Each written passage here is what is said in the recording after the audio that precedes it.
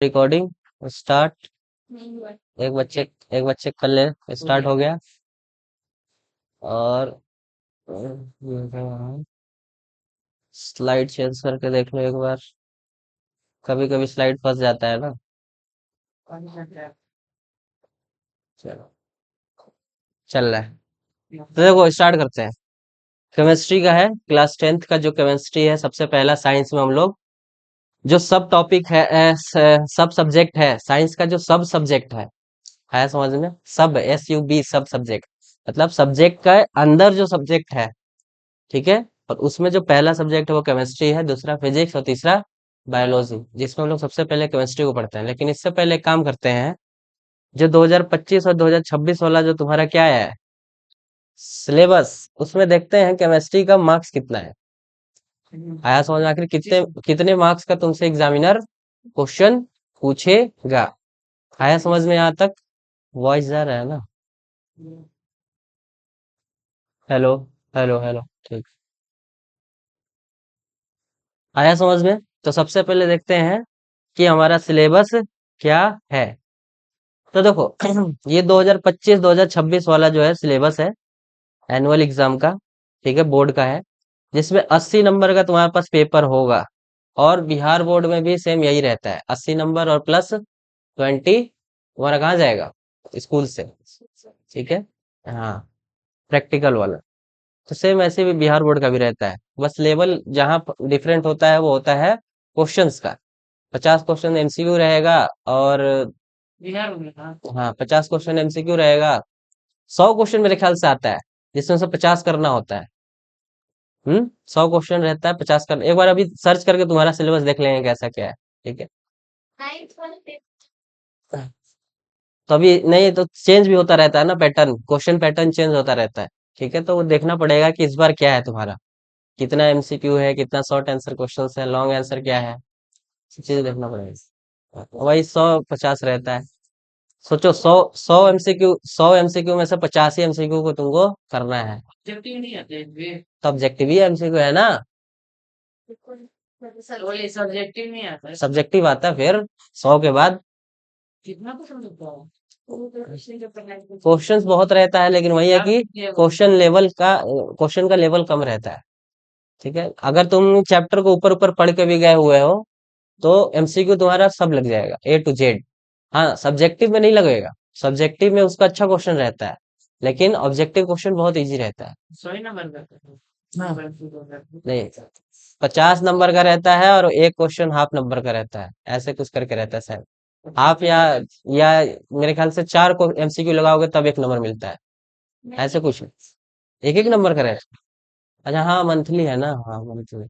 तो तुम्हारा जो हाँ यो होगा, एनुअल वाला होगा ना, उसमें 50 नंबर का तो MCQ हो जाएगा, और बचा 30 नंबर। उस 30 नंबर में तुमसे सब्जेक्टिव पूछ लेगा बिहार बोर्ड में। ठीक है। नहीं, अभी जिस हिसाब से, क्योंकि पिछली बार मेरा जो है भगिनी थी बिहार बोर्ड का, उसका हम पढ़ाए थे, गए थे गांव पे, तो बिहार बोर्ड का दे रही थी 10th। तो उसका जो पिछली बार का बता रहे हैं, उसका 50 MCQ था, 100 में से 50 करना था, 50 नंबर का। और जो 30 नंबर बचा उसमें सब्जेक्टिव क्वेश्चन था। आया समझ में? 30 नंबर में सब्जेक्टिव क्वेश्चन उसमें, ऐसा कुछ था पिछली बार का। तो देखो ये है तुम्हारा, ये CBSE का है, ठीक है। तो इसमें तुम्हारा जो यूनिट फर्स्ट है, टोटल यूनिट इसमें 5 है। आया समझ में? पहला यूनिट है तुम्हारा केमिस्ट्री। ये जो तुम्हारा है ये पूरा क्या है? ये पूरा तुम्हारा क्या है? केमिस्ट्री है, जो 25 मार्क्स का है। आया समझ में?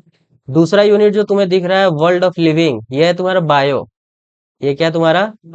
ये बायोलॉजी है। और एक और बायोलॉजी देखो नीचे 5 नंबर का दिख रहा है यहाँ पर, ठीक है। तो टोटल जो बायोलॉजी है वो 30 मार्क्स का है। बायोलॉजी टोटल कितने का है? Biology 5 marks extra. हाँ, तो टोटल जो बायोलॉजी तुम लोग का है वो कितना है? 30 मार्क्स का है। और बचा और 25 मार्क्स, वो तुम्हारा किसका हो जाएगा? वो जाएगा तुम्हारा फिजिक्स का, और फिजिक्स का ये दोनों यूनिट मिला करके फिजिक्स का है, ठीक है। नेचुरल फिनोमिना और effect of current. Natural phenomena में तुम्हें लाइट के बारे में पढ़ना है, और इफेक्ट ऑफ करेंट्स में तुम्हें इलेक्ट्रिसिटी के बारे में पढ़ना है, ठीक है। मैग्नेटिक इफेक्ट्स ऑफ करंट पढ़ना है, यही सब पढ़ना है उसमें। आया समझ में? यहाँ तक कोई डाउट है? क्लियर है? तो टोटल 80 मार्क्स और 20 जो मार्क्स है वो तुम्हारा इंटरनल असेसमेंट से जाएगा, जिसमें तुम्हारा प्रैक्टिकल देखा जाएगा, स्कूल में बिहेवियर देखा जाएगा। आया समझ में? होमवर्क कॉपी चेक करने का देखा जाएगा, कैसा है तुम्हारा होमवर्क बनाने का, चीजें जो दिया जाता है उसको टाइम पे करते हो कि नहीं करते हो। यही सब देख करके तुमको क्या किया जाएगा, मार्क्स दिया जाएगा 20 में से। ठीक है? अब मॉडल स्कूल में सनबीम में थे हम 10th में, तो अच्छा स्कूल मतलब दिया था मार्क्स। मॉडल स्कूल भी अच्छा देता है मार्क्स। सीबीएसई कहते हैं मिनिमम 15 नंबर देना ही है। हाँ, मिनिमम देना है, लेकिन अब ऐसा लड़का है जो एकदम उडंडे है, तो टीचर की नजर पे अगर चढ़ गया तो फिर उसको 10 नंबर मिल जाता है, 12 नंबर भी मिल जाता है। ऐसे हमारे नोट में बहुत से बच्चे थे जिनको स्कूल की तरफ से 10 ही नंबर गया है, 12 नंबर गया है। आया समझ? लेकिन वो बहुत रेयर मिलेंगे जो बहुत ज्यादा स्कूल में तबाही मचाए हुए हैं, वैसे स्टूडेंट कहीं जाएगा। आया समझ में? बाकी तुमको सब 15 के ऊपर ही दिखेगा, जितने भी स्टूडेंट दिखेंगे वो तुम्हें सब 15 के ऊपर ही दिखेंगे। लेकिन रेयर बच्चे होंगे जो बहुत ज्यादा बदमाशी करते होंगे, तो उनको 10 नंबर 12 नंबर यही रेंज आता है। जो मतलब 50 प्लस हाँ। तो ये तुम्हारे है केमिस्ट्री, देखो केमिस्ट्री का सिलेबस है, ये है तुम्हारा पहला चैप्टर, ये है पूरा तुम्हारा दूसरा चैप्टर, ये तीसरा है नॉन मेटल और मेटल का, और ये चौथा है कार्बन एंड इट्स कंपाउंड। तो ये टोटल 4 चैप्टर है तुम्हारे किसका, केमिस्ट्री का। एक चैप्टर हट गया है इस 10th में, एक था पीरियोडिक टेबल वाला। हाँ। ठीक है, तो वो चैप्टर क्या कर दिया गया है, हटा दिया गया है। ठीक है? और जो कि 11th में बवाल मचाने वाला चैप्टर है पीरियोडिक टेबल। 11th का सबसे भयंकर चैप्टर है पीरियोडिक टेबल, पूरा भयंकर है। अगर वो नहीं समझ में आया तो पूरा 11th पूरा 12th तुम्हारा केमिस्ट्री बर्बाद है। क्योंकि उसी में केमिकल बॉन्डिंग पढ़ना है, सब चीजें उसी में पढ़ना है। तो वही नहीं समझ में आएगा तो पूरा केमिस्ट्री बर्बाद है, और उसी को 10th में हटा दिया गया। यहाँ तो कोई डाउट है? क्लियर है ना? उसके बाद देखो आते हैं बायोलॉजी पे, तो बायो पे तुम्हारा पहला चैप्टर है लाइफ प्रोसेस। देखने से तो लग रहा है कि 2 लाइन में खत्म हो गया, लेकिन बायोलॉजी का आधा पूरा जो पेज है ना, वो यही एक चैप्टर भरा पड़ा है। मतलब बायो का अगर तुम बुक देखोगे एसचंद का, ठीक है, या फिर तुम एनसीईआरटी भी देखो, तो आधा पेज तो तुम्हारा जो है ना, ये यही चैप्टर लिया हुआ है। एक बुक ही बना है, आया समझ में, लाइफ प्रोसेस पे। लेकिन यहाँ देखो सिर्फ एक लाइन में ही निपटा दिया गया है इसको।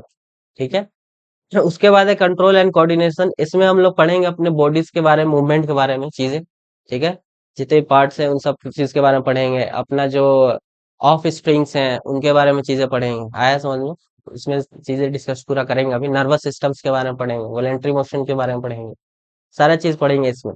उसके बाद रिप्रोडक्शन चैप्टर है, ये थर्ड चैप्टर है। ठीक है? उसके बाद हेरिडिटी एंड इवोल्यूशन, इसमें तुमको जीन्स के बारे में पढ़ाया जाएगा। आया समझ में? इसमें तुमको क्रोमोसोम्स के बारे में पढ़ाया जाएगा। ठीक है? 23 23 46 क्रोमोसोम्स, ये सब चीजें पढ़ेंगे इसमें, कि एक बॉडी का फॉर्मेशन के लिए कितने क्रोमोसोम चाहिए, 46 क्रोमोसोम चाहिए। ये सब चीजें पढ़ेंगे इस वाले चैप्टर में। आया समझ में? और इसमें तुमको पढ़ना है इनहेरिटेंस का लॉ। ठीक है? इनहेरिटेंस का लॉ भी इसी वाले चैप्टर में, हेरिडिटी एंड इवोल्यूशन में ही तुमको क्या करना है, पढ़ना है। आया समझ में? और इस बार सिलेबस में है वो।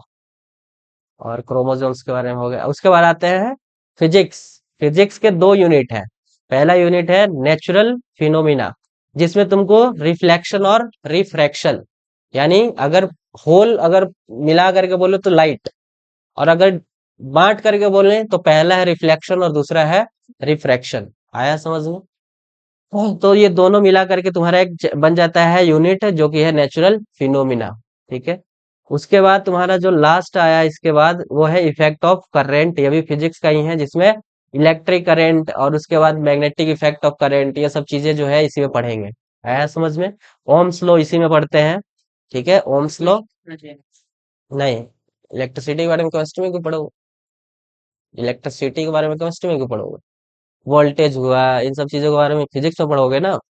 हाँ, वोल्ट मीटर वोल्टेज को नापने के लिए, करंट को नापने के लिए एमीटर, ये सब चीजें कहाँ पढ़ोगे, फिजिक्स में पढ़ोगे। ठीक है? रेजिस्टेंस, इन सब चीजें के बारे में जानकारी इस वाले चैप्टर में तुमको मिलेगा। ठीक है? PVIR का रिलेशन भी इनके बीच में जानने के लिए तुम्हें बताया जाएगा। और इसी चैप्टर देखो, इसी यूनिट में तुमको मैग्नेटिक इफेक्ट ऑफ करंट, जो कि इसी यूनिट का दूसरा चैप्टर है। ये तो इलेक्ट्रिसिटी पहला चैप्टर हो गया, और इस यूनिट का दूसरा चैप्टर इफेक्ट ऑफ करंट, जिसमें मैग्नेटिक फील्ड के बारे में, मैग्नेटिक लाइंस के बारे में, सब चीजें इसमें जानकारी दिया जाएगा। ठीक है, इसी में मैग्नेट्स के बारे में भी पढ़ेंगे, नॉर्थ पोल और साउथ पोल के बारे में। लास्ट यूनिट है तुम्हारा नेचुरल रिसोर्सेज, जिसमें बहुत छोटा सा चैप्टर है आवर इन्वायरमेंट, उसको हम लोग क्या करेंगे, कंप्लीट करेंगे, जिसमें इकोसिस्टम्स के बारे में चीजें जाना जाएगा। कोई डाउट है? ये पूरा सिलेबस हो गया साइंस का। 20 नंबर तुम्हारा चला जाएगा प्रैक्टिकल से। तो हम लोग पहला चैप्टर स्टार्ट करते हैं, केमिकल रिएक्शन एंड इक्वेशन। आया समझ में? फर्स्ट चैप्टर हम लोग आ गया है chemical reaction and equation. Start करें? स्टार्ट करें ना? चलिए शुरू करते हैं। ठीक है, पहचानते हो ना? सबसे पहले देखते हैं कि केमिकल चेंज और फिजिकल चेंज क्या होता है। केमिकल चेंज और फिजिकल चेंज क्या होता है उसके बारे में देखते हैं। जैसे देखो, केमिकल चेंज का मतलब समझो, जैसे एक लकड़ी का एक ग्लॉग है, आया समझ में, टुकड़ा है, हमने उसको बर्न कर दिया। क्या कर दिया? उसको बर्न करके, ये लकड़ी का ग्लॉग है, इसको बर्न किया। बर्न करने के बाद ये चेंज हो गया किसमें? ऐश में चेंज हो गया, यानी राख बन गया ये। आया समझ में? अब जरा बताओ, क्या राख से दोबारा हम इसको ये बना सकते हैं क्या, लकड़ी? नहीं बना सकते ना। तो इस तरीके का जो चेंज होता है, इसी को क्या कहते हैं? Chemical change. यानी वो एक ऐसा चेंज जो नॉन ट्रांसफेरेबल हो। आया समझ में? जो नॉन रिवर्सिबल हो। समझ में? जिसको रिवर्स हो सकता है। जैसे समझो, यहाँ थोड़ा सा गलत ले लिया गया है, लेकिन ऐसे समझो, इसको यहाँ पे इस सेंस में लिया गया है कि जो तुम्हें रिएक्टेंट की तरफ चीज मिला है, और जो इसको इसको चेंज करने के बाद जो चीज तुम्हें मिला है, क्या वो दोनों चीज सेम है? नहीं है। लेकिन यहाँ पे देखो, नींबू है, नींबू काटोगे तो क्या राख बन गया क्या? कोई अलग प्रोडक्ट बन गया क्या? नींबू ही तो है, नींबू का एक छोटा सा स्लाइस बन गया। आ रहा समझ में क्या कह रहे हैं? तो इस तरीके का जो चेंज होता है, चेंजिंग डिफरेंस होता है, उसी में जिसमें कि एक प्रोडक्ट नए प्रोडक्ट पे बन गया, that is called chemical change. और एक प्रोडक्ट का सिर्फ कुछ टुकड़ा हुआ है, समझ में आया, लेकिन उसका बिहेवियर चेंज नहीं हुआ है। उसका बिहेवियर वही है, बस थोड़ा सा वो स्लाइसेस में बढ़ गया है। आ रहा है समझ में? या फिर ऐसे समझो कि केमिकल चेंज एक ऐसा प्रोसेस है जिसमें चीजें रिवर्स नहीं की जा सकती हैं, फिर से वो उस स्टेट में नहीं आ सकता है। लेकिन वहीं पे फिजिकल चेंज उस स्टेट में आ सकता है। जैसे एक पानी से तुम बर्फ बनाई, अब वो बर्फ फिर दोबारा पानी बन सकता है, तो that is called physical change. आ रहा समझ में क्या कह रहे हैं? कोई डिफरेंस क्रिएट इस दोनों में समझ में आया, क्रिएट हुआ फिजिकल चेंज और केमिकल चेंज में? तो यही है तुम्हारा फिजिकल चेंज और केमिकल चेंज के बारे में। अभी इसको डिटेल से थोड़ा डिफ्रेंशिएट करते हैं। जैसे समझो, ये देखो, यहाँ पे आइस देखो पिघल रहा है और पानी में कन्वर्ट हो रहा है। ठीक है, तो ये है तुम्हारा फिजिकल चेंज। और यहाँ पे एक लकड़ी में तुमने क्या लगा दिया है? आग लगा दिया है। अब वो ऐस में कन्वर्ट हो जाएगा, एक नया प्रोडक्ट तुम्हारे पास सामने बन करके आ जाएगा। आया समझ में? और उस प्रोडक्ट को फिर दोबारा रिवर्स करके अपने मेन प्रोडक्ट के रूप में नहीं ला पाओगे। आया समझ में? That is called chemical change. तो फिजिकल चेंज क्या होता है? तो in physical change only physical property सच है, जैसे कलर हो गया, उसका फिजिकल स्टेट हो गया, उसका डेंसिटी हो गया, उसका वॉल्यूम हो गया, और भी बहुत सा चीज, उसका शेप हो गया, उसका साइज हो गया, वो सारा चीज चेंज होता है। आया समझ में? और वहीं पे केमिकल प्रॉपर्टीज में ये सारा चीज अनचेंज्ड होता है। वहीं पे केमिकल प्रॉपर्टीज में वो सारा चीज अनचेंज्ड होता है। आया समझ में? केमिकल चेंज में क्या होता है कि केमिकल चेंज में जो कंपोजिशन है या फिर जो केमिकल प्रॉपर्टीज है, वो अंडर गो चेंज। उसके केमिकल प्रॉपर्टीज में सिर्फ चेंज आता है, ना कि उसके फिजिकल प्रॉपर्टीज में चेंज आता है। केमिकल प्रॉपर्टी का मतलब है कि उसके पूरा नेचर ही चेंज हो गया। जैसे कि लकड़ी का काम अलग होता है, उसका वर्क करने का चीजें अलग है, लेकिन उसी का राख का काम कुछ अलग हो जाएगा। अगर उसका जला दे, उसका राख बन गया तो। आया समझ में? लेकिन एक चीज देखो, इस केमिकल चेंज में क्या है, तुम्हारा केमिकल प्रॉपर्टीज जो है वो चेंज हो जाता है। आया समझ में? और फिजिकल चेंज में क्या होता है कि उसके फिजिकल प्रॉपर्टी, यानी उसके शेप, साइज, कलर, इन सब पे इफेक्ट पड़ता है। आया समझ में क्या कह रहे हैं कि नहीं आ रहा है? तो पहला डिफरेंस तो ये है। दूसरा डिफरेंस ये है कि यहाँ पर कोई भी नया प्रोडक्ट बनता हुआ तुम्हें नहीं दिखेगा, लेकिन यहाँ पर तुम्हें एक नया प्रोडक्ट ही बनता हुआ तुम्हें दिख जाएगा। आया समझ में? इसी का एग्जाम्पल पीछे अभी पढ़ के आ रहा है। कोई डाउट है? नेक्स्ट इसका डिफरेंस ये है कि वेरी लिटिल और no energy in the form of heat, light और साउंड इज यूजुअली एब्जॉर्ब्ड और given out in the physical change. कह रहा है कि इसमें कोई भी एनर्जी तुम्हें देखने को नहीं मिलेगा। आया समझ में? फिजिकल चेंज, अगर फिजिकली कोई चेंज हो रहा है तो उसमें कोई भी एनर्जी तुम्हें देखने को नहीं मिलेगा। आया समझ में? ये अपने आप चीजें होता है, इसमें कोई भी एनर्जी फॉर्म नहीं होता है, कोई भी लाइट फॉर्म नहीं होता है, कोई भी साउंड क्रिएट नहीं होता है फिजिकल चेंज में। आया समझ में? लेकिन वहीं पे अगर हम केमिकल चेंज का बात करें तो इसमें इस केमिकल चेंज को करने के लिए हमें एक एनर्जी की जरूरत पड़ेगा। आ रहा है समझ में? क्या करें, इस लकड़ी में आग लगाना है तो हमें क्या चाहिए? एक एनर्जी चाहिए ना भाई, आग लगाने के लिए। इसका इस लकड़ी को चेंज करने के लिए राख में एक एनर्जी की जरूरत पड़ेगा ना, तो इसमें हमें एक एनर्जी की जरूरत पड़ेगा। इवोल्यूशन, एनर्जी का इवोल्यूशन करना पड़ेगा। आ रहा समझ में क्या कह रहे हैं? कोई दिक्कत है? तीन डिफरेंस हुआ। चौथा डिफरेंस ये है कि ये जो है टेम्पोररी चेंज होता है। आया समझ में? एक बार चेंज कर देने के बाद कुछ देर तक तो रहेगा अपने स्टेट में, चेंज हुए वाले स्टेट में, फिर से वो नॉर्मल स्टेट में आ जाएगा। तो ये टेम्पोररी होता है और ये परमानेंट चेंज हो जाता है। आया समझ में? नेक्स्ट इसका है कि ये the original form of substance can be regained bye simple physically method. यानी इसका जो ओरिजिनल शेप था उसमें ये सिंपली मेथड से ये अपने ओरिजिनल स्टेट में आ सकता है। जैसे वही बर्फ और पानी, ठीक है, उसको फ्रीज में रख दो तो बर्फ बन गया, बाहर निकाल के रख दो पानी बन गया। तो सिंपल तरीके से ये अपना स्टेट को रिगेन कर सकता है, लेकिन यहाँ पे बहुत मुश्किल होगा। ओरिजिनली अगर स्टेट में अगर हमें यहाँ पे लाना है तो सिंपल मेथड से हम इस चीज को नहीं कर पाएंगे। आया समझ में? केमिकल चेंज में केमिकल चेंज जो है वो इरिवर्सिबल होता है, सॉरी रिवर्सिबल होता है फिजिकल चेंज, और केमिकल चेंज जो है वो क्या होता है? इरिवर्सिबल होता है। आया समझ में? रिवर्सिबल का मतलब है जो रिवर्स हो जाए। आजकल वीडियो भी रिवर्स में बनता है, देखे हो कि नहीं? देखो, हम्म, पानी पकड़ा देता है, वीडियो बना लेता है, बना लेता है ना? देखे हो कि नहीं? देखे हो? हम्म, थोड़ा सा वो टिश्यू पेपर दे देता है आंसू पोंछने के लिए भैया, और उस पे फिर अपने वॉइस में जो है बना करके दे देता है, ये गरीब बच्चा था, इसको हमने मदद किया, वगैरह वगैरह चीजें। तो आजकल रिवर्स वीडियो भी बन जाता है, तो वो भी क्या है? Physical change. सिखा रहा था कि विराट कोहली क्रिकेट खेलना है, इसीलिए रिवर्स कर देता है ना कि विराट कोहली को खराब फॉर्म में काम सिखा दिया। समझ में आया? तो आजकल बहुत सी चीजें, एआई जो है बहुत खतरनाक होता है। ठीक है, एआई से तुम कुछ भी करवा सकते हो। एआई सोचो, अगर एआई ऐप बना सकता है तो वो कुछ भी कर सकता है। एआई बना सकता है, एआई से तुम ऐप बना सकते हो। हाँ, आया समझ में? बस उसको तुम कमांड देते जाओगे, हमें इस तरीके की चीजें चाहिए, वो तुम्हें कोड लिख करके देता जाएगा। वो तुम्हें कोड लिख करके देता जाएगा, और उस चीज को तुम अपने जहां जिस जिस सॉफ्टवेयर से ऐप बना रहे हो उसमें वो कोड जाके डालते जाओ, ऐप बन के तैयार हो जाएगा। तो जो भी फीचर चाहिए एआई पे जाके लिख दो, भैया हमें अपने ऐप में ये चाहिए, उसका कोड लिख के दे देगा। आया समझ में? तो एआई कुछ भी कर सकता है।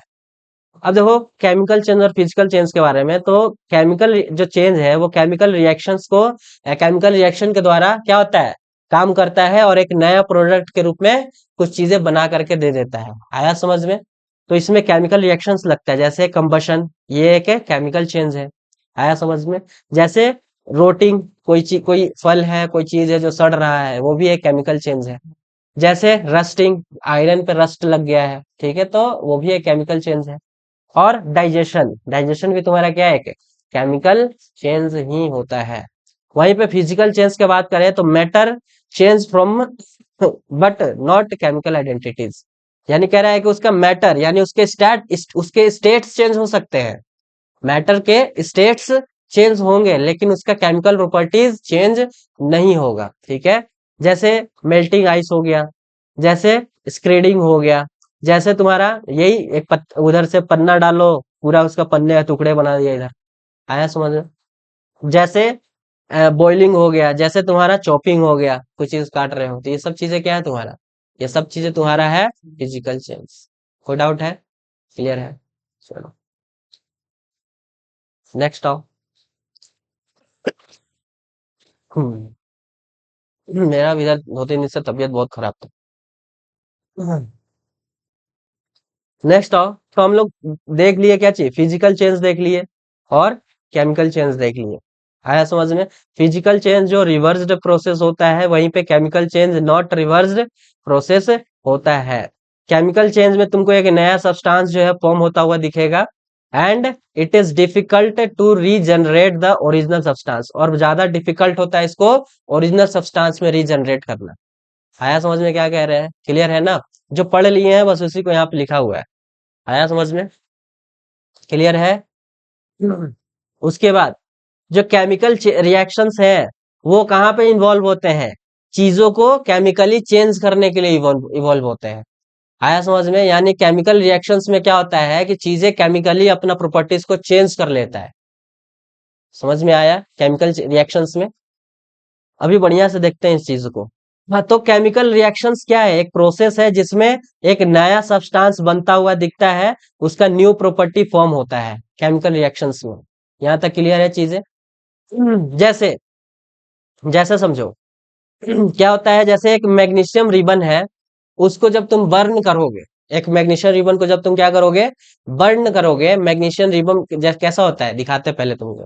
पहले इसका एक एक्सपेरिमेंट देखो, फिर उसके बाद समझ में आएगा तुम्हें। देखो जैसे ये है, ये जो तुम्हें पतली सी चीजें दिख रही है, यही तुम्हारा क्या है, मैग्नीशियम रिबन है। ये जो पतली सी चीज दिख रही है तुम्हें, यही मैग्नीशियम का एक रिबन होता है। ठीक है? इसको जलाने इसको जलाने से पहले इसको जो है सैंड पेपर से क्या किया जाता है, साफ किया जाता है। आया समझ में? इसको जलाने से पहले क्या किया जाता है, इसको साफ किया जाता है, इसके सरफेस को साफ किया जाता है। ठीक है? क्यों किया जाता है? क्योंकि इसके ऊपर जो मैग्नीशियम ऑक्साइड का लेयर चढ़ा हुआ है, आया समझ में, उस लेयर वो लेयर हट जाए, वो लेयर हट जाएगा तो ये बहुत आसानी से जलेगा। हाँ, नहीं तो साफ करके जलाया जाता है, वैसे ऐसे भी जलाओगे तो जलेगा, लेकिन अगर अच्छे से जलाना चाहते हो उसको, आया समझ में, प्रोडक्ट तुम्हें अच्छा चाहिए, तो तुम्हें उसको साफ करना पड़ेगा। अभी देखेंगे क्यों साफ करते हैं, और क्वेश्चन आता भी है ये कि क्यों हम मैग्नीशियम रिबन को जलाने से पहले साफ करते हैं, क्लीन करते हैं। आया समझ में? ये क्वेश्चन बोर्ड में भी आया है।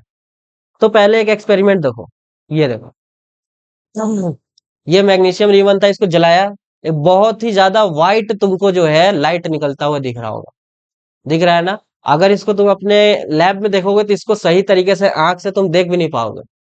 ठीक है? ज्यादा देर तक देख ही नहीं पाओगे, तुम्हारा आंख जो है ना क्या कर जाएगा, चमकने लगेगा। समझ में आया? कुछ देर के लिए तुम इधर उधर देखोगे तो सही तरीके से तुम्हें कुछ विजन दिखाई नहीं देगा। और इसको डायरेक्ट आंख से आई से देखना भी नहीं चाहिए, क्योंकि आई आंख पे क्या पड़ेगा, इफेक्ट पड़ेगा। आया समझ में? हाँ, वेल्डिंग करते टाइम एक देखते हो, प्रोटेक्शन लगाया जाता है। ठीक है? ऐसे एक हाथ से पकड़ा हुआ रहता है वो, और एक हाथ से वेल्डिंग करता रहता है। ठीक है? या चश्मा लगाया रहता है। ठीक है? तो ये है तुम्हारे यहाँ पे एक्सपेरिमेंट, देखो मैग्नीशियम रिबन को जला करके दिखाया जा रहा है। क्लियर है? अब इसके बारे में थोड़ा सा देख लेते हैं चीजें। तो मैग्नीशियम रिबन को जब तुम बर्न करते हो, तो एक डेजलिंग व्हाइट फ्लैम तुमको निकलता हुआ दिखता है। डैसलिंग का मतलब होता है बहुत ज्यादा चमकने, चमकदार। आया समझ में? तो बहुत ज्यादा चमकदार तुम्हें एक व्हाइट फ्लैम बनता हुआ दिखेगा वहां पर। ठीक है? और जब मैग्नीशियम जैसे जैसे जलता जाएगा, तो यहाँ पे जलाए हो ना, उस कटोरी में तुमको मैग्नीशियम रिबन का पाउडर इकट्ठा होता हुआ दिखेगा। उसका ऐश जो है वो वहां पे इकट्ठा होता हुआ दिखेगा, और वो भी व्हाइट कलर का होता है। ठीक है? और वो जो प्रोडक्ट तुम्हें मिलेगा वो मैग्नीशियम ऑक्साइड का मिलेगा। क्यों? क्योंकि मैग्नीशियम रिबन था और एटमॉस्फेयर में ऑक्सीजन था, तो मैग्नीशियम ऑक्सीजन से रिएक्शन कर रहा है, तभी तो कंबशन हो रहा है। तो जो तुम्हें प्रोडक्ट मिलेगा वो मैग्नीशियम ऑक्साइड मिलेगा, जो पाउडर मिला। आया समझ में? क्लियर है चीजें? तो तुम्हें एक व्हाइट पाउडर जो है वो मिलेगा प्रोडक्ट के रूप में। The powder is magnesium oxide, वो पाउडर किसका है, मैग्नीशियम ऑक्साइड का है। It is formed due to the reaction between magnesium and oxygen in the presence of air, air के प्रेजेंस में मैग्नीशियम जो है वो ऑक्सीजन से रिएक्शन किया, जिसकी वजह से तुम्हें मैग्नीशियम ऑक्साइड का एक प्रोडक्ट मिला। ठीक है? अभी देखते हैं प्रोडक्ट और रिएक्टेंट ये क्या होता है, सब पढ़ेंगे। तो देखो ये इस साइड है मैग्नीशियम, ठीक है, जो एक रिबन के शेप में है, जिसको तुम एटमोस्फियर में जो एयर है उसमें ऑक्सीजन है, उसके साथ तुम कंबशन कर रहे हो। आया समझ में? उसे जला रहे हो, उस रिबन को जला रहे हो, यानी उस पे हीट दे रहे हो, हीट प्रोवाइड कर रहे हो। और हीट प्रोवाइड करने के बाद तुम्हें मिला एक मैग्नीशियम ऑक्साइड का प्रोडक्ट, जो कि व्हाइट पाउडर के रूप में मिला हमें। आया समझ में क्या कह रहे हैं? ये रिएक्शन और इस चीज के बारे में एग्जाम में बहुत ज्यादा पूछा जाता है, तो ये मोस्ट इंपॉर्टेंट तुम्हारे लिए बन जाता है। आया समझ में? इतना तुम्हें अपने नोट्स में नहीं उतारना है, लेकिन इसको जरूर उतारना है यहाँ से। आया समझ में क्या कह रहे हैं? क्लियर है ना? नहीं क्लियर है? अब इसका जो है लैब में एक बार क्वेश्चन आया भी था कि लैब में उसको कैसे किया जाता है, उसका एक एक स्टेप बताओ। ठीक है, लेबोरेटरी फॉर्म में तुम्हें पूछा गया था क्वेश्चन कि लेबोरेटरी फॉर्म में जो है उसका एक एक स्टेप बताओ। ठीक है, और वो 5 नंबर का आया था, तो इस तरीके से लिखोगे। क्या चीज कि सबसे पहले तुम 2 सेंटीमीटर का एक लॉन्ग मैग्नीशियम रिबन लोगे। आया समझ में? उसको तुम क्लीन करोगे, क्लीन इट करोगे bye rubbing it surface with sand paper. उसको सैंड पेपर से क्या करोगे? उसके सरफेस को रब करोगे, यानी क्लीन करोगे, ताकि उस पे जो ऑक्साइड का लेयर चढ़ा हुआ है वो क्या हो जाए? हट जाए। ठीक है, ताकि वो अच्छे से जले। तो पहला प्रोसेस तो ये होगा, 2 सेंटीमीटर का लॉन्ग मैग्नीशियम रिबन लेने के बाद उसको रबिंग करके, उसको क्लीन करके, उसको साफ करेंगे। उसके बाद उसको एक चॉपिंग से होल्ड करेंगे, पकड़ेंगे एक साइड से। आया समझ में? चॉपिंग से क्या करेंगे? उसको होल्ड करेंगे, पकड़ लेंगे। ठीक है, तो एक मैग्नीशियम रिबन को क्या करेंगे? एक पेयर ऑफ टोंग से या चॉपिंग से जो है वन एंड से पकड़ लेंगे, होल्ड करेंगे। ठीक है, एंड दूसरे एंड से हीट करेंगे उसको, अदर एंड से। ठीक है, बर्नर से। ये जो इसको जो है ना, ये जो जहां से आग लगता है, फ्लेम लगता है, उसे बर्नर कहता है। तो बर्नर से उसको क्या करेंगे? हीट करेंगे। थर्ड स्टेप ये है कि मैग्नीशियम रिबन जो है वो बर्न करना स्टार्ट करेगा, और एक डेजलिंग व्हाइट फ्लेम तुम्हें निकलता हुआ दिखेगा, जैसे अभी दिखाया था ना इमेज में। Next, hold the magnesium ribbon over A watch glasses so the magnesium white powder being formed collects in the watch glass. तो जो ग्लास तुम वहां पे रखे हो, ठीक है, उस ग्लास में तुम्हें एक प्रोडक्ट जो है इकट्ठा हुआ मिलेगा, जो कि एक पाउडर के फॉर्म में होगा, और वही पाउडर तुम्हारा क्या है? मैग्नीशियम ऑक्साइड है, क्योंकि ऑक्सीजन से रिएक्शन हुआ है। आया समझ में? और एक चीज याद रखो, जैसे जैसे ये Cl क्लोरीन होता है, ठीक है, लेकिन अगर इसी में आगे Na लगा दे और Cl को लास्ट में करे, तो अब ये सोडियम क्लोराइड है, सोडियम क्लोरीन नहीं है। लास्ट प्रोडक्ट में हमेशा आईडीई लगाते हैं। क्या लगाते हैं? आईडीई। आया समझ में? पहला वाला को तो जस का तस जो नाम होगा वही लिख देंगे, सोडियम। और इसका नाम तो क्लोरीन है, लेकिन इसको लिखेंगे लास्ट, इस पूरे प्रोडक्ट में लास्ट में आ रहा है, तो इसलिए आईडी लगा देंगे, तो सोडियम क्लोराइड। आया समझ में क्या कह रहे हैं? हम्म कुछ डिफरेंस नहीं है, डिफरेंस कुछ नहीं है, सिंपल है। बस ये है कि ये क्लोराइड जो तुम्हें मिलेगा वो एक आयंस के फॉर्म में मिलेगा, प्लस माइनस। अभी जब, हाँ, माइनस चार्ज रहेगा उस पे। अभी बेसिक चीजें करेंगे स्टार्ट। देखो चैप्टर स्टार्ट कर दिए, जो चीज अभी बेसिक से रिलेटेड नहीं है वो तो अभी पढ़ते चले जाएंगे। जैसे ही अभी आएगा तुम्हारा चैप्टर बैलेंस इक्वेशन, इसी चैप्टर में पढ़ना है, वहीं से तुम्हारा एक स्पीड, इस स्लाइड को यहीं पर रोक देंगे, और जीरो लेवल वाला जो केमिस्ट्री है उस स्लाइड को स्टार्ट करेंगे। ठीक है, और फिर वो खत्म हो जाएगा। 2 चैप्टर है, 2 या 3 चैप्टर है। ठीक है, जिसको हम पढ़ाएंगे तुमको लैंग्वेज ऑफ केमिस्ट्री से। एक बुक आता है लैंग्वेज ऑफ केमिस्ट्री, तो उससे तुमको 3 चैप्टर पढ़ाएंगे, मोस्ट इंपॉर्टेंट तीनों चैप्टर, जो 10th लेवल तक के लिए बहुत ज्यादा मतलब जरूरी है पढ़ना। तो वो 3 चैप्टर को खत्म करेंगे, फिर इस चैप्टर पे दोबारा से आ जाएंगे। आ रहा है समझ में क्या कह रहे हैं? क्लियर हो रहा है? चलो, तो अभी इतना चीज समझ में आया, इसमें कोई डाउट है? ये एक्सपेरिमेंट्स हैं, ये देखो यही व्हाइट पाउडर तुम्हें मिलेगा वहां पर, ठीक है, कलेक्ट होता हुआ। और इस तरीके से देखो होल्ड करके इसको जलाया जाएगा, तो यहाँ पे व्हाइट फ्लेम तुमको दिखेगा, जैसा कि तुमको यहाँ पर अभी चीजें दिखाए थे ये। क्लियर है? मैग्नीशियम वाला सोडियम, सोडियम है, लिथियम है, ये सब चीजें तुम्हारे क्या है? Highly reactive metals. हाँ, हवा में निकालते उड़ जाता है। हाँ, किरोसिन तेल में स्टोर करके रखा जाता है सोडियम को। क्यों? क्योंकि वो हाईली रिएक्टिव मेटल है। जैसे ही तुम उसको हवा में निकालोगे, वो रिएक्शन करना स्टार्ट कर देगा। हाँ, हाँ, हाईली रिएक्टिव मेटल है, उसको हाथ पे तुम ले नहीं पाओगे। ठीक है, और सोडियम वैसे भी पनीर की तरह होता है, आसानी से उसको चक्कू से काट दोगे, नाइफ से काट दोगे। हाँ, आया समझ में? पनीर की तरह होता है एकदम, गुलगुला टाइप का, उसको केरोसिन तेल में भी सब चीजें पढ़ेंगे, क्यों डिबो करके रखते हैं, ये सब क्वेश्चन पूछा हुआ है बोर्ड में। ठीक है, तो सब चीज एक एक करके पढ़ेंगे। क्लियर है ना, कि नहीं क्लियर है तुमको? क्लियर हुआ? मैग्नीशियम वाला चीज क्लियर हुआ? ठीक है। हाँ, रिएक्ट करता है वो भी। तो यहाँ तक क्लियर है ना चीजें? नेक्स्ट, अब देखो आ गया question. Before burning in air, air में जब तुम बर्न करते हो किसको, मैग्नीशियम रिबन को, उससे पहले तुम उसको क्या करते हो, उससे पहले तुम उसको क्लीन करते हो। क्यों करते हो क्लीन भाई सैंड पेपर से?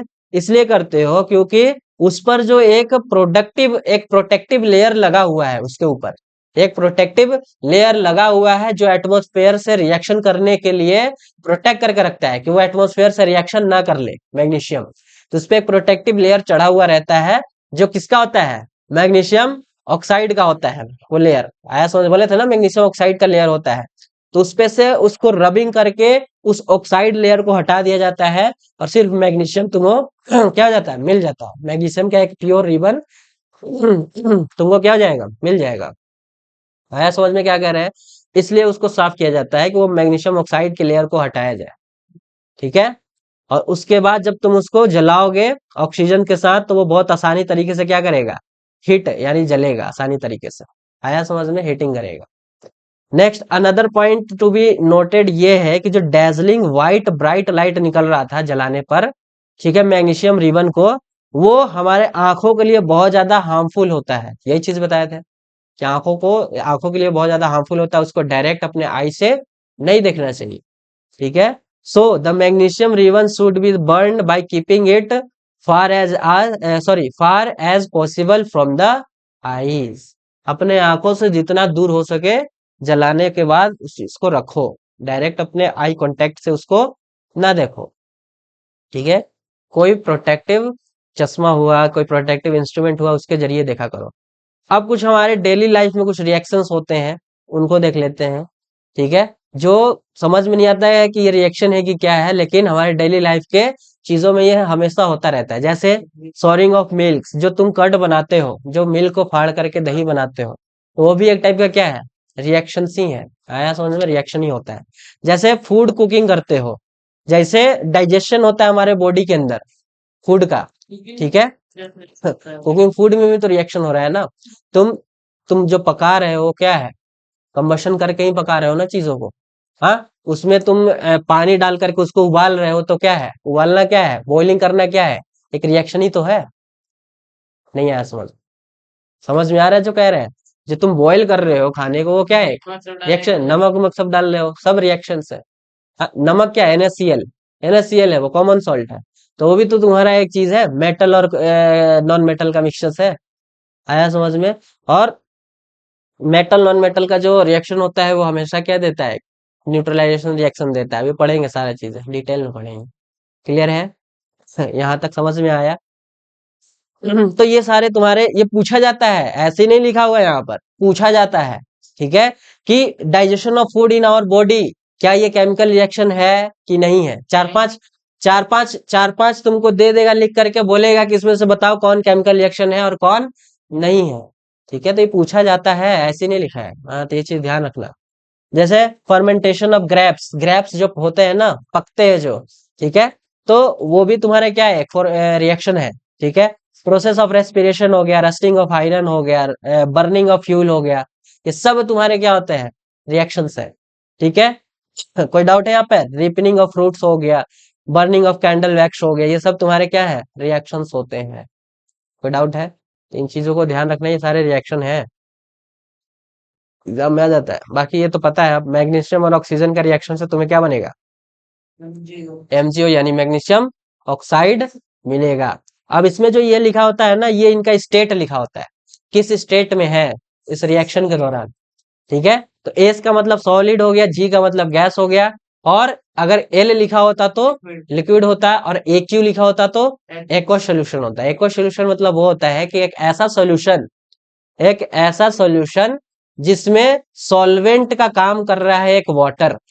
सॉल्वेंट का काम कौन कर रहा है, एक वाटर, और सोल्यूट उसमें मिला हुआ है। कुछ ऐसा सॉल्यूशन है, एक सॉल्यूशन ऐसा बना है, जैसे समझो एक किरोसिन तेल के अंदर तुम्हारा क्या रखा है, सोडियम मेटल, ठीक है।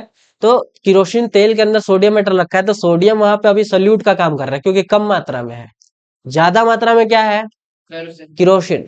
तो किरोसिन ज्यादा मात्रा में है, तो जो ज्यादा मात्रा में होता है वो सॉल्वेंट होता है, और जो कम मात्रा में होता है वो सल्यूट होता है, और उन दोनों का मिक्सचर से बनता है सॉल्यूशन। उन दोनों के मिक्सचर से क्या बनता है, सॉल्यूशन। तो सॉल्यूशन का मिक्सचर किसका होता है, तो सॉल्यूट प्लस सॉल्वेंट का होता है। क्लियर हुआ? क्लियर हो रहा है ना, कि नहीं हो रहा है? डाउट तो नहीं आ रहा है ना? चलो, अब थोड़ा सा जानकारी ले लेते हैं किसका, रिएक्टेंट्स एंड प्रोडक्ट। देखो, एक ए सब्सटेंस है, एक दूसरा बी सब्सटेंस है, ठीक है। इन दोनों का जब तुम रिएक्शन करोगे, इन दोनों को लेकर के जब तुम रिएक्शन करोगे, तो तुमको एक सब्सटेंस जो है नया प्रोडक्ट बनता हुआ दिखेगा, सी एंड बी का, ठीक है। तो जो, और ये है तुम्हारा एरो, इसको क्या बोलते हैं, एरो। ये क्या बताता है, ये रिएक्शन का डायरेक्शन बताता है। ये रिएक्शन का क्या बताता है, ये रिएक्शन का डायरेक्शन बताता है कि रिएक्शन किधर से किधर हो रहा है। आया समझ में? और इस एरो के इस साइड, लेफ्ट हैंड साइड, जो तुम्हारा होता है, इन्हें रिएक्टेंट्स बोला जाता है। यानी जो जो सब्सटेंस तुम यूज कर रहे हो रिएक्शन करने के लिए, वो सारे तुम्हारे लिए क्या है, रिएक्टेंट। आया समझ में? और जो सब्सटेंस यूज करके जो बना नया प्रोडक्ट, वो तुम्हारा क्या है, उसी को हम प्रोडक्ट कहते हैं। आया समझ में, रिएक्टेंट एंड प्रोडक्ट। क्लियर है? और एरो जो है वो काम करता है रिएक्शन का डायरेक्शन बताने के लिए। कभी कभी एरो इस तरीके से दे देता है, ठीक है, सही नहीं बना, इस तरीके से, ठीक है। तो इसका मतलब है कि ये यहाँ पे जो भी रिएक्शन हुआ होगा वो रिवर्सिबल रिएक्शन होगा। यानी, हाँ, हाँ, यानी कि रिएक्टेंट से जो प्रोडक्ट बना, तो उस प्रोडक्ट से फिर रिएक्शन करोगे तो वो रिएक्टेंट बन जाएगा। आया समझ में? तो इसका मतलब होता है रिवर्सिबल रिएक्शन होना। कैसा रिएक्शन होना, रिवर्सिबल रिएक्शन होना। एग्जाम्पल, जैसे H2 प्लस O2, तो क्या बनेगा, 2H2। आया समझ में? और जब H2O को तोड़ोगे तो फिर यही बन जाएगा। क्लियर है? तो ये जो है रिवर्सिबल वाला होता है। क्लियर है? समझ में आया? 30, उससे ज्यादा करना भी मत। 30 के बाद 6-7 और होगा, तो ये जैसे गोल्ड हो गया, सिल्वर हो गया, प्लेटिनम हो गया, लीड हो गया, तो ये सब भी पूछा जाता है, लेकिन वो बहुत कम पूछा जाता है, लेकिन उनको याद कर लेना। 30 तक तो लगातार याद करना, और 6-7 और एलिमेंट है जो तुम्हें और एक्स्ट्रा याद करना पड़ेगा। आया समझ में? तबीयत बहुत खराब तो है। क्लियर है ना यहाँ तक? तो अब देखते हैं क्या, कि केमिकल रिएक्शन तो हो गया, समझ गया केमिकल रिएक्शन। अब पढ़ते हैं केमिकल इक्वेशन। अब पढ़ते हैं केमिकल इक्वेशन। केमिकल इक्वेशन क्या होता है, तो कुछ नहीं, केमिकल रिएक्शन के लिए जो तुम रिप्रेजेंट कर रहे हो चीजों को, जैसे सोडियम को तुम लिख रहे हो Na, आया समझ में? तुम मैग्नीशियम को लिख रहे हो Mg, क्लोरीन को लिख रहे हो Cl, ठीक है। तो केमिकल रिएक्शन करने के लिए जो तुम चीजें रिप्रेजेंट कर रहे हो सिंबॉलिक फॉर्म में, आया समझ में? तो उसी चीज को ही हम क्या कहते हैं, केमिकल इक्वेशन कहते हैं। तो अभी ये, अब एक और चीज देखो, अगर यहाँ पर ये 2 लगा हुआ है, H2, जैसे देखो यहाँ पे बताया था ना 2H2O, तो ये जो 2 लगा है इसको कॉफिशिएंट बोलते हैं। इसको क्या बोलते हैं, इसे क्योफिशिएंट बोलते हैं। आया समझ में? क्या बोलते हैं, कॉफिशिएंट। इधर है तुम्हारा रिएक्टेंट, वो प्रोडक्ट, और ये है रिएक्शन एरो। यही चीज बताए थे। यहाँ तक क्लियर है ना चीजें, कि नहीं क्लियर है? और बीच में जो ये गैस जी जी एल लिखा हुआ है, ये इनका स्टेट बताता है, ठीक है, वो किस स्टेट में उस रिएक्शन में है। समझ में आया कि नहीं आया? समझ में आया ना? चलो। तो ये क्या कह रहे हो, घबराओ नहीं, जैसे चल रहा है चलने दो। अपने जिस दिन बोल देंगे चैप्टर खत्म, उस दिन एनसीईआरटी से एचएन से मिला लेना। कोई भी टॉपिक छूट गया तो फिर बोलना है कि सर ये छूट गया है, ठीक है। अब जैसे चला रहे हैं वैसे चलते चलो, चलते चलो, नोट्स बनाओ, रिवीजन करते चलो। आया समझ में? और जैसे जिस दिन बोल देंगे चैप्टर खत्म, जैसे मैथ में, जिस दिन बोल दिया चैप्टर खत्म, उसके बाद तुम कहीं से भी कोई भी क्वेश्चन ढूंढ के लाना। अगर उस तरीके के नहीं बताए तो फिर बोल देना कि नहीं बताए थे। हाँ, आया समझ में? तुम्हारे सवाल देखे होगे, हर टाइप का क्वेश्चन मिला होगा जो हम करवा चुके हैं। ऐसा था कोई क्वेश्चन जो ना हुआ हो? एनसीईआरटी सारा हो चुका था, ठीक है। तो वैसे ही हर सब्जेक्ट का होगा, टेंशन लेने की जरूरत नहीं है। इसलिए बोले थे बुक मत लो, बुक मत लो, पैसा खर्चा करने की जरूरत नहीं है। लेकिन स्कूल वाले मानेंगे नहीं। स्कूल वाले तो कहेंगे भैया बुक कहाँ है, चलो बाहर निकलो। ठीक है, तो रिएक्टेंट्स क्या होता है बता चुके हैं कि जो तुम रिएक्शन के लिए जो तुम सब्सटेंस यूज कर रहे हो उसी को रिएक्टेंट कहते हैं। और उन सब्सटेंस से मिलकर के जो तुमको एक नया प्रोडक्ट बना उसे क्या कहते हैं? उसे प्रोडक्ट बोलते हैं। क्लियर है चीजें? तो the substance which take parts in a chemical reaction, एक ऐसा सब्सटेंस जो केमिकल रिएक्शन में भाग ले रहा है, दैट इज कॉल्ड रिएक्टेंट। और जो नया सब्सटेंस तुमको फॉर्म होता हुआ दिखा केमिकल उस रिएक्शन में, दैट इज कॉल्ड प्रोडक्ट। आया समझ में? तो रिएक्टेंट प्रोडक्ट का ये डेफिनेशन है। इसका एग्जांपल अगर देखें तो मैग्नीशियम एंड ऑक्सीजन का रिएक्शन, ठीक है। तो मैग्नीशियम और ऑक्सीजन का जब रिएक्शन करते हो तो मैग्नीशियम और ऑक्सीजन को तुम ले रहे हो, तो वो हो गया रिएक्टेंट। और उनका उनको जब जला करके एक प्रोडक्ट बना जो कि पाउडर के फॉर्म में बना, जो है मैग्नीशियम ऑक्साइड, वो तुम्हारा क्या है? प्रोडक्ट। क्लियर है? अब कुछ कैरेक्टरिस्टिक्स देखते हैं केमिकल रिएक्शंस का, यानी इसकी जरूरत क्यों पड़ा, हमें कैरेक्टरिस्टिक्स की जरूरत क्यों पड़ा, ताकि एक सोल्यूशन में देख करके हम कैसे पता लगाएं कि यहाँ पे केमिकल रिएक्शन हो रहा है। आया समझ में? तो कुछ ना कुछ तो कैरेक्टर दिखाएगा ना अपना। आया समझ में? कुछ ना कुछ वो व्यक्ति अपना कैरेक्टर दिखाएगा, तभी तो बताएगा कि भैया बहुत ही नर्म किस्म का व्यक्ति था, बहुत ही बदतमीज किस्म का व्यक्ति था। उसका कैरेक्टर देख के पता चल गया। हाँ, तो वैसे ही केमिकल रिएक्शन भी अपना कैरेक्टर दिखाएगा। तो इसके कुछ कैरेक्टर्स होते हैं, जैसे गैस का इवोल्यूशन करना, ठीक है। उस रिएक्शन में गैस निकल रहा है, या हाइड्रोजन है, ऑक्सीजन है, कार्बन डाइऑक्साइड गैस है, वो उस रिएक्शन से निकल रहा है, तो समझ जाएंगे भैया रिएक्शन हो रहा है। आया समझ में? या फिर प्रिसिपिटेशन बनना, प्रिसिपिटेशन का फॉर्मेशन होना। प्रिसिपिटेशन का मतलब होता है एक ऐसा सोल्यूशन जिसमें कुछ चीजें जो पूरी तरीके से सोल्यूशन में घुला नहीं, नीचे आकर के बैठ गया, उस बीकर के अंदर नीचे आकर के बैठ गया, पूरी तरीके से वो घुला नहीं, दैट इज कॉल्ड प्रिसिपिटेशन। आया समझ में? एग्जाम्पल में जैसे तुम मिट्टी को पानी में घुला दो, घुलेगा कभी? हाँ, नीचे आके बैठ जाएगा एक टाइम बाद, तो वो क्या बन गया? प्रिसिपिटेशन बना सॉइल का। समझ में आया? उस सोल्यूशन में, वाटर में। तो फॉर्मेशन ऑफ प्रिसिपिटेशन अगर बनता है तो समझ जाएंगे भैया रिएक्शन हुआ है। फिर चेंज इन कलर, कलर में चेंज हो गया, ठीक है, तो समझ जाएंगे रिएक्शन हो रहा है।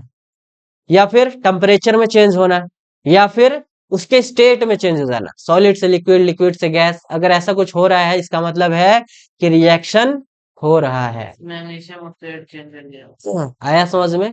इसका मतलब है कि रिएक्शन हो रहा है। क्लियर है? तो हमें कैरेक्टरिस्टिक्स का जरूरत क्यों पड़ा, ये चीज समझ में आया? तो ये पूरे 6 हैं, कितने हैं? 5 है, सॉरी, कितने हैं? 5 है, ठीक है। बुक में 4 है। तो ये पूरे यहाँ पर 5 हैं: evolution of gas, formation of precipitation, और change in colour, change in temperature, और चेंज इन स्टेट। आया समझ में? तो पूरे 5 है, अगर आएगा तो लिखना। ये देखो, ये इवोल्यूशन ऑफ गैस, देखो यहाँ पे गैस के बबल्स निकलते हुए दिख रहे हैं, दिख रहे हैं ना? तो डायरेक्ट इसको केमिकल रिएक्शन यहाँ पर हो रहा है। जैसे चेंज इन कलर, देखो जैसे ही एक ड्रॉप इसमें डाला गया कलर ही चेंज हो गया, यानी रिएक्शन हो रहा है। जैसे चेंज इन टेम्परेचर, देखो टेम्परेचर बढ़ता हुआ दिख रहा है, जैसे इसमें तुम नीचे से इसको कंबशन किए, आग लगाए इसमें, ठीक है, फायर दिए। चेंज इन प्रिसिपिटेशन, देखो पूरे सोल्यूशन में नीचे जो है बैठा हुआ है, तुम्हें एक चीज दिख रहा है, ठीक है, दैट इज कॉल्ड प्रिसिपिटेशन। जैसे देखो चेंज इन स्टेट, क्या हो रहा है? चेंज इन स्टेट, देखो सॉलिड था लेकिन लिक्विड में चेंज हो रहा है ना, पिघल रहा है, ठीक है। वैक्स इसके क्या हो रहे हैं? पिघल रहे हैं, ठीक है, कैंडल्स के। तो ये चेंज इन स्टेट हो रहा है। समझ में आया? ये सारे इनके प्रॉपर्टीज, कैरेक्टरिस्टिक्स हैं इनके केमिकल रिएक्शंस के। अब एक एक करके देख लेते हैं, थोड़ा ब्रीफली देखेंगे। जैसे एक पहला है इवोल्यूशन ऑफ गैस, तो इसमें क्या होता है, जैसे तुम जिंक और डाइल्यूट सल्फर का तुम क्या करते हो, डाइल्यूट सल्फ्यूरिक एसिड का क्या करते हो, रिएक्शन। डाइल्यूट मतलब क्या होता है? एक ऐसा सॉल्यूशन जिसमें पानी का मात्रा वाटर का मात्रा ज्यादा है, यानी वो स्ट्रॉन्ग एसिड नहीं है, वो स्ट्रॉन्ग एसिड नहीं है, उस एसिड का यूज पहले कहीं कर लिया गया है। आया समझ में? और तुम्हें उसको डाइल्यूट करके दे दिया गया। अब वो उतना स्ट्रॉन्ग, उतना हानि नहीं पहुंचाएगा तुम्हें, that is called dilute, water का मात्रा ज्यादा है उसमें। तो जिंक का रिएक्शन जब तुम डाइल्यूट सल्फ्यूरिक एसिड यानी H2SO4, सल्फ्यूरिक एसिड का मतलब है H2SO4। अभी देखो जैसे बोल रहे डाइल्यूट सल्फ्यूरिक एसिड, हमको इसका फॉर्मूला पता चल गया H2SO4, सब चीज तुम्हें आएगा, याद करने के लिए सब देंगे। आया समझ में? उनको याद करना, केमिस्ट्री तुम्हारा अपने आप अच्छा हो जाएगा। समझ में आया कि नहीं आया? कुछ चीजें याद करने के लिए देंगे, उनको याद करना, केमिस्ट्री अपने आप अच्छा हो जाएगा। सबका नाम खुद पे खुद रखते जाओगे, ठीक है, ज्यादा तकलीफ नहीं होगा फिर नाम रखना। तो जब तुम H2SO4 डाइल्यूटेड और जिंक का रिएक्शन करते हो, ठीक है, तो यहाँ पर गैस का एवोल्यूशन होता है। जैसे देखो, ये है तुम्हारा, यहाँ पर एक ट्यूब है, इस ट्यूब के अंदर तुम्हारा क्या रखा हुआ है? H2SO4 है, समझ में? क्या रखा हुआ है? H2SO4। और जैसे ही तुम इसके अंदर जिंक के छोटे छोटे टुकड़े डाले, और उसको तुम यहाँ पर एक हुक लगा करके एक पाइप के जरिए तुम यहाँ पर पानी के अंदर क्या कर दिए? उस पाइप को डाल दिए। आया समझ में? तो इसके अंदर जैसे जिंक का तुमने डाला टुकड़ा, ठीक है, तो क्या करेगा? यहाँ रिएक्शन स्टार्ट होगा H2SO4 और जिंक का। तो यहाँ से गैस निकलेगा और इस पाइप के थ्रू होते हुए इस पानी के अंदर जाएगा। अब पानी के अंदर जाएगा तब यहाँ से बुलबुला छूटेगा, क्योंकि अब गैस आ रहा है भैया। आया समझ में? तो यहाँ पे तुम्हें बुलबुला छूटता हुआ जो दिखेगा वही तुम्हारा क्या है? इससे हमें पता चल जाएगा कि इसके अंदर एक रिएक्शन हो रहा है, जिसके थ्रू एक गैस निकल रहा है। आया समझ में? और गैस कौन सा है, अगर तुम्हें पता लगाना है कि ये कौन सा गैस है, तो अगर हाइड्रोजन गैस होगा, तो उस बबल जो निकल रहा है, उस बबल के सामने अगर तुम मोमबत्ती या फिर एक माचिस ले जाओगे, तो एक पॉपअप साउंड निकलेगा। कैसा साउंड निकलेगा? पॉपअप। जैसे ही वहां पे ले जाओगे, पट पट पट बजेगा। आया समझ में? तो समझ जाना ये कौन सा गैस निकल रहा है? हाइड्रोजन गैस निकल रहा है। आया समझ में क्या कह रहे हैं? जैसे ही ले जाओगे वहां पे पट सी बजेगा, और तुम्हारा जो जो भी मोमबत्ती है, जो भी माचिस, वो बुझ जाएगा, ठीक है, और पट से एक साउंड निकलेगा। तो अगर पॉपअप साउंड निकल रहा है तो समझ जाओ कि वो कैसा है? कैसा है? कौन सा गैस है वो? हाइड्रोजन गैस है। क्या बुझ जाएगा? हाँ, बुझ जाएगा। वहां पे देखो, जैसे जैसे ये बबल निकल रहा है ना, ठीक है, या फिर यहाँ पे जो एयर, हवा निकल रहा है, उसके सामने जैसे ही ले जाओगे तो वहां पे धमाका होगा ना, छोटा सा, फट सी बजेगा। जब थोड़ा धमाका होगा तभी तो साउंड निकलेगा। तो जब धमाका होगा तो वहां पे क्या होगा? एयर डिफ्रैक्ट होंगे, एयर जो है वो डिफ्रैक्ट करेगा, एयर जो है वो स्प्रेड करेगा, और स्प्रेड करेगा तो वहां पे माहौल बनेगा कैसा? कैसा माहौल बनेगा? वहां ऑक्सीजन की कमी पड़ जाएगी, और ऑक्सीजन कमी पड़ेगी तो कंबशन होगा? कभी नहीं होगा। आ रहा है समझ में क्या कह रहे हैं? तो तुम्हारा मोमबत्ती है, तुम्हारा माचिस है, वो सब क्या हो जाएगा? बुझ जाएगा। क्लियर है? जैसे तुम एक देखते हो मोमबत्ती जला करके उसके ऊपर ग्लास रख देते हो, हाँ, तो मोमबत्ती एक टाइम बाद बुझ जाता है धीरे धीरे, क्योंकि उसके ग्लास के अंदर जितना ऑक्सीजन था वो तो जल गया। अब ऑक्सीजन बचा ही नहीं, तो मोमबत्ती क्या हो जाएगा? बुझ जाएगा। आया समझ में? ऑक्सीजन काफी ज्यादा हाईली, हाईली क्या होता है? रिएक्टिव नहीं, हाईली कंबस्टिव जो है तुम्हारा गैस होता है, कंबस्ट बहुत भयंकर तरीके से करता है। अगर इसलिए अगर एटमॉस्फेयर में प्योर ऑक्सीजन मिल जाए तो हमारा बॉडी ब्लास्ट कर जाएगा, सिर्फ प्योर ऑक्सीजन मिल जाए तो।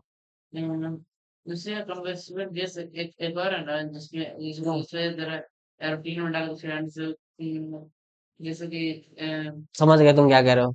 एरोप्लेन में या फिर रॉकेट फ्यूल जो होता है ना, वो तुम्हारा किस चीज का होता है? वो H2O होता है, लिक्विड ही होता है H2O, हाइड्रोजन और ऑक्सीजन का ही मिक्सचर होता है। है समझ में? और उसको फ्यूल, हाँ, क्या कह रहा? क्या एट? अरे अभी पढ़ेंगे, उस चीज को पढ़ेंगे, घबराओ नहीं। देखो, रॉकेट फ्यूल जो होता है ना, रॉकेट फ्यूल, उसमें क्या किया जाता है कि हाइड्रोजन को अलग रखा जाता है और ऑक्सीजन को अलग रखा जाता है, ठीक है, लिक्विड स्टेट में। और उन दोनों को क्या किया जाएगा? जब रॉकेट स्टार्ट होगा तो उन दोनों का रिएक्शन करवाया जाएगा, रिएक्शन करवाओगे तो वहां वाटर बनेगा, और वाटर जब बनता है तो उसमें बहुत भयंकर एनर्जी क्रिएट होता है। आया समझ में? और उसी एनर्जी से ही रॉकेट कहाँ जाता है?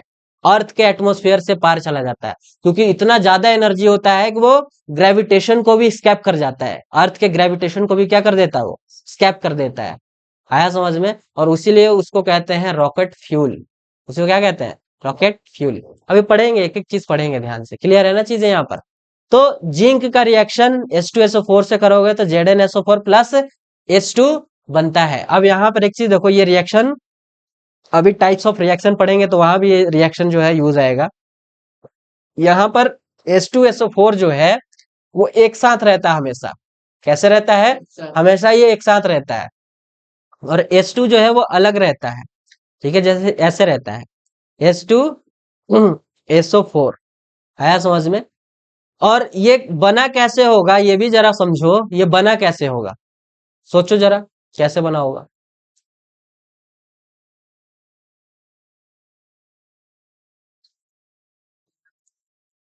हम्म, कंबाइन कैसे किया हो? क्रिस क्रॉस मेथड पढ़े हो? क्रिस क्रॉस मेथड, चलो बेसिक में क्लियर करा देंगे सब चीज। हाँ हाँ हाँ, उसको क्रिस क्रॉस मेथड कहते हैं, अभी बेसिक में पढ़ा देंगे तुम्हें। ठीक है, ताकि रिएक्शन तुम्हें सब चीज समझ में आए, रिएक्शन ऐसा हो क्यों रहा है। ठीक है, उसके बाद टाइप्स पढ़ा देंगे रिएक्शंस के, जो कि पढ़ना ही है 10th क्लास में। ठीक है, 6-7 टाइप्स है, उन सबको पढ़ करके खत्म करेंगे चैप्टर को। तो अभी यहाँ पे समझो जरा, जिंक जो कि सॉलिड स्टेट में, H2SO4 जो कि एक्वस स्टेट में है। एक्वस स्टेट इसलिए क्योंकि डाइल्यूट H2SO4 था। डाइल्यूट का मतलब ये वाटर जो वहां पे सॉल्वेंट का काम कर रहा है। आया समझ में? इसलिए H2SO4 यहाँ पर एक्वस स्टेट में है। कैसे स्टेट में है? एक्वस स्टेट में है। और इनका रिएक्शन करोगे तो जिंक जो है वो हाईली रिएक्टिव मेटल होता है एज कंपेयर टू हाइड्रोजन। तो हाइड्रोजन को वो मार के भगा देगा कि भैया तुम निकलो यहाँ से, अब हमारा काम है। और वो उस हाइड्रोजन का जगह कौन ले लेगा? जिंक ले लेगा और हाइड्रोजन को भगा देगा, यानी हाइड्रोजन को बाहर निकाल देगा। तो रिएक्शन होगा Zn और H2SO4 का, ZnSO4 और H2। अब ये जो कॉन्सेप्ट है ये रिएक्टिविटी सीरीज का है।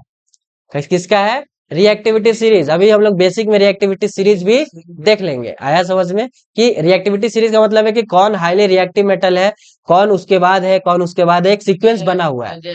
ठीक है, हाँ हाँ, ठीक है। और इसका एक सिंपल सा ट्रिक बनाए हुए हैं हम, खुद का बनाया हुआ है। और वो बहुत आसान तरीके से तुम्हें याद हो जाएगा। आया समझ में? अभी जब पढ़ेंगे रिएक्टिविटी सीरीज तो वहां देख लेंगे। तो यहाँ तो कोई डाउट है? क्लियर है ना? अब जो यहाँ पर ये एक्सपेरिमेंट जो दिख रहा था तुम्हें, ये इसके बारे में एक बार सीबीएसई में क्वेश्चन आ गया कि भैया इस एक्सपेरिमेंट को दिखाओ करके, लेबोरेटरी टेस्ट करके दिखाओ। ठीक है, तो इस तरीके से लिखोगे अपने एग्जाम में। हाँ, लेबोरेटरी टेस्ट करके भी आता है। नहीं, वहां लिखा रहता है, जैसे लेबोरेटरी टेस्ट का मतलब होता है ना कि तुमने लैब में जो भी टेस्ट किया उसको लिखो।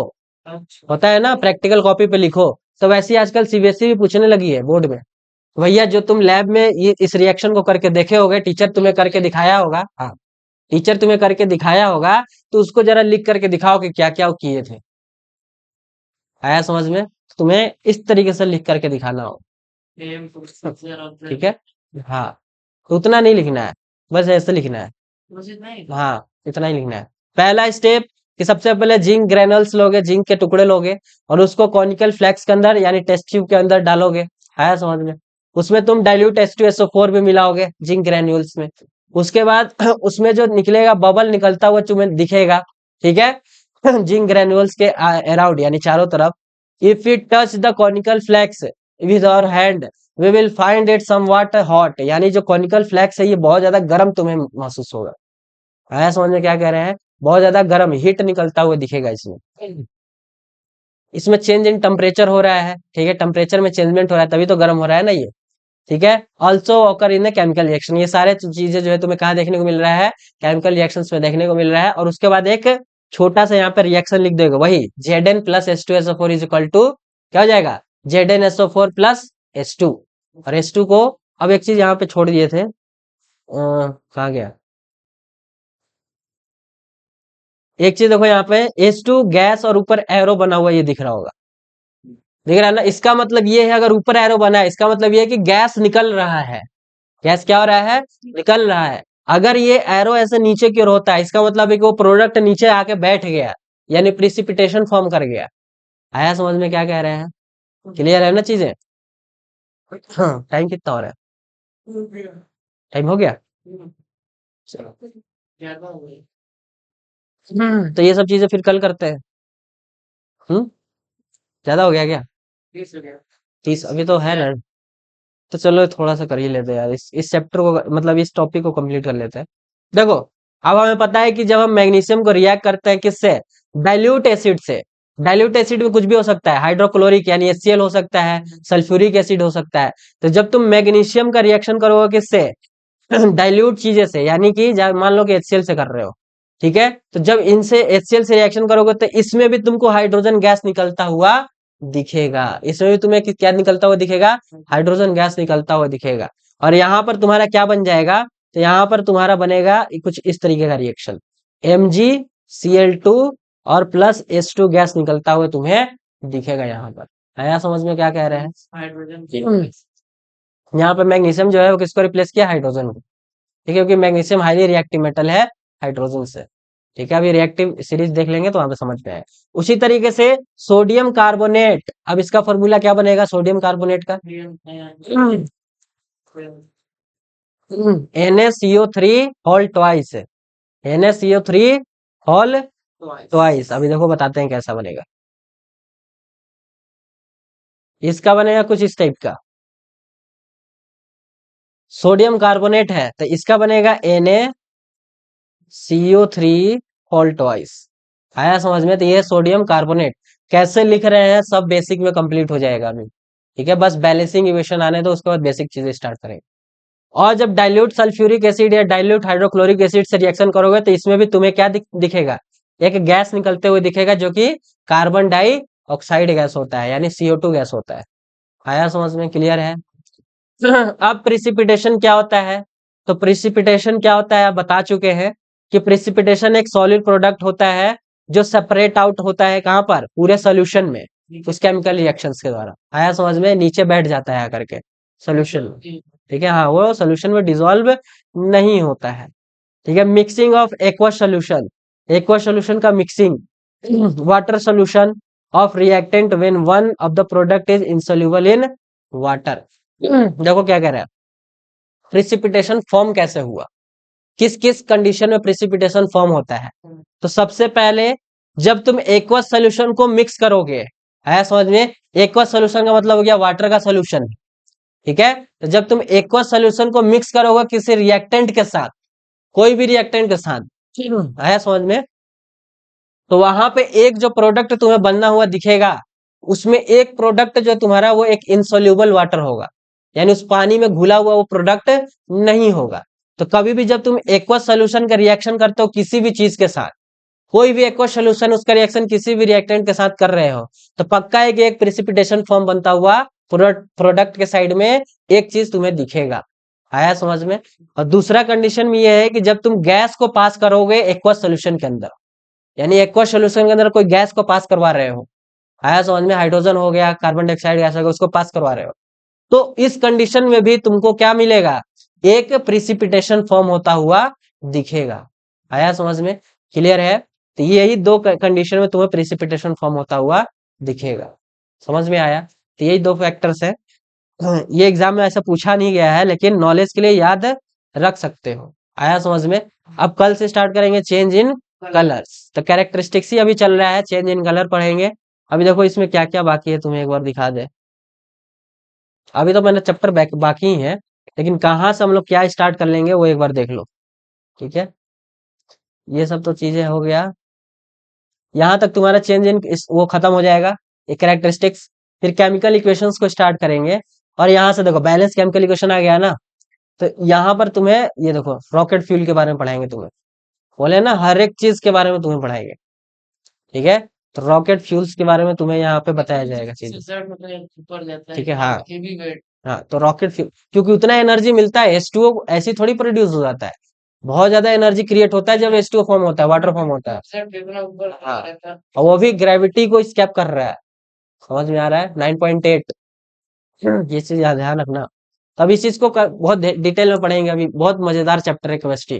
केमिस्ट्री का हर एक चैप्टर मजेदार होता है, आया समझ में, उसको फील से पढ़ेंगे। और जब बेसिक चीजें स्टार्ट होगा तो और तुम्हें मजा आएगा, जब वैलेंसी निकालना सिखाएंगे, जब तुम्हें chemical reaction, chemical molecular formula निकालना सिखाएंगे, एटॉमिक मास निकालना सिखाएंगे, आया समझ में, एटॉमिक मास निकालना सिखाएंगे, सब चीज सिखाएंगे जब, वो भी शॉर्टकट मेथड से, इलेक्ट्रॉनिक कन्फिग्रेशन निकालना सिखाएंगे, तब मजा आएगा तुम्हें। और ठीक है, चलो।